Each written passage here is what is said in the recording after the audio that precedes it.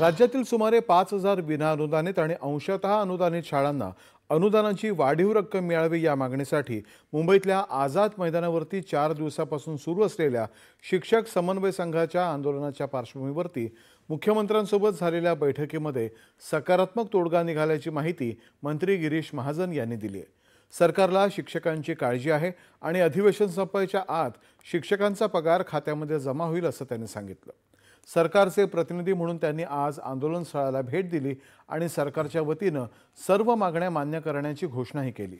मुख्यमंत्री देवेंद्र फडणवीस यांनी 20%, 40% आणि त्यानंतर 60% टप्पा अनुदान देण्याचा अतिशय धाडसी निर्णय घेतला होता। मात्र त्यानंतर सरकारी तिजोरीवरील आर्थिक अडचणींमुळे पुढचे टप्पे देण्यास विलंब झाल्याचं त्यांनी सांगितलं। यापुढे नियमित ठरलेल्या टप्प्याप्रमाणेच वेतन शिक्षकांच्या खात्यामध्ये जमा होईल असं सांगत महायुती सरकारच शिक्षकांचे प्रश्न सोडवणार आहे असं ते म्हणाले। यापूर्वी या मुद्द्यावरून सत्ताधारी आणि विरोधकांमध्ये आरोप प्रत्यारोपांच्या फैरी झडल्या। 2.5 वर्षांमध्ये ज्यांनी शिक्षकांना फुटकी कवडी दिली नाही ते शिक्षण संस्थांच्या अनुदानावरती राजकारण करत आहेत असा आरोप मुख्यमंत्री देवेंद्र फडणवीस यांनी तत्कालीन महाविकास आघाडी सरकारवर केला। टप्पा अनुदान आम्ही देणारच अशी ग्वाही मुख्यमंत्र्यांनी दिली।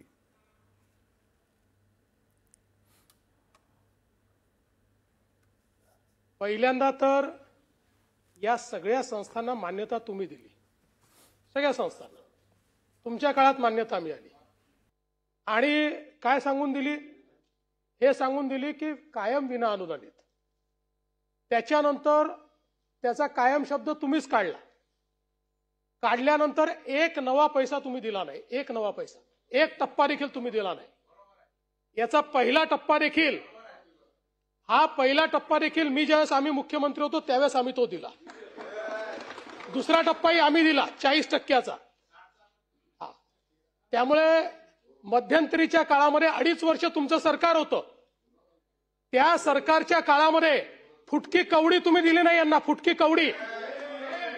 परंतु ज्या प्रकारे तुमचे लोक जाऊन तिथे राजकारण करतायत,